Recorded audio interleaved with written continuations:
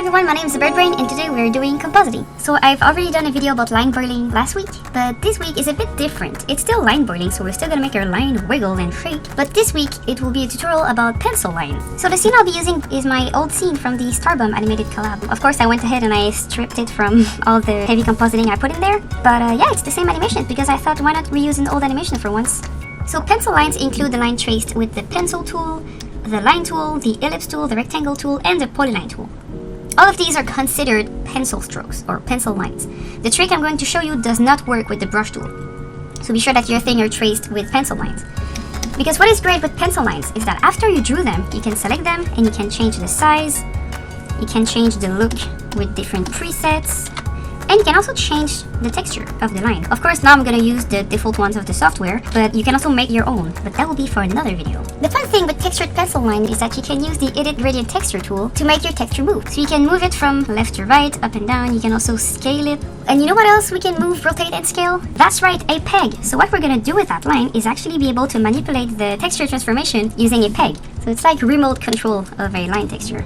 So first step is to make sure that your art was cleaned using a pencil line. After that, you want to put a texture on your line if it's not already done. So I'm gonna go ahead and get my select tool, go in my tool properties, and make sure that the apply to layout and color art is selected, the apply to all frame is selected, unless you want to only put texture on one part of your animation, but I doubt it, that'd be weird. So apply to all frame, and then you have to make sure to select all your visible drawing. And with that selected, we'll be able to select all the frames, all the layers to make sure that I get every little drawing in there. I will go down here, and I will give them a texture. I'm gonna go with rough. Note that sometimes if you choose a texture or another, the line might be thicker or thinner, so you might have to adjust the maximum size, but hey, you can do it on all your frames at once using these three little icons, so who cares? And voila, now my line has a texture. And what we want to do next is go get ourselves a little color override. Yes, you heard me right, we are using that dreaded node again. You'll learn to love it, trust me, it's an amazing node. So what we're going to do with it is connect it under our animation. And what you're going to do is open the color override. And don't be scared, all we need is to find our... why are you strike? Yeah, it's because I forgot to save. And now it's all good, so you learned another thing as well. So Harmony will strike your palette if you import them and didn't save yet. So you go there and you find the texture that you chose. So I took the rough texture, you allow it to pass, and then you go into the mode and you will simply go to modulate pencil texture transformation, and then that's it. You don't do anything else with that node.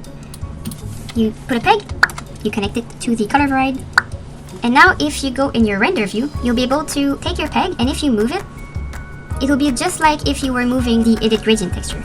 So you can move it around, and of course if you move it too much, it's a bit too much, so you have to be careful what you're doing. So once you have your peg, what you will want to do is go in your timeline and set some keyframes in there. So we have a keyframe here, then you can take another keyframe and move it just a little bit.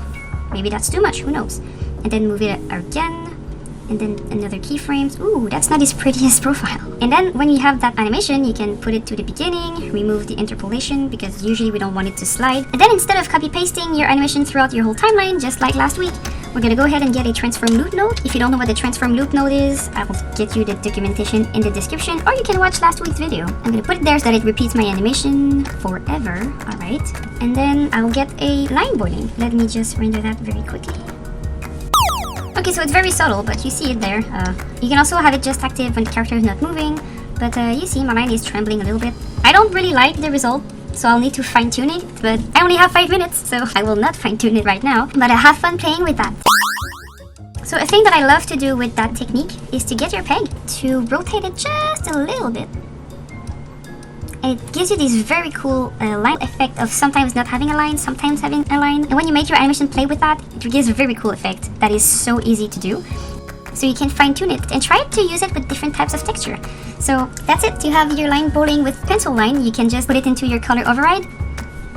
Make sure to select the modulate pencil texture transformation mode. Put a peg on it and just have fun experimenting. So with that, I wish you an amazing week and I hope you have fun.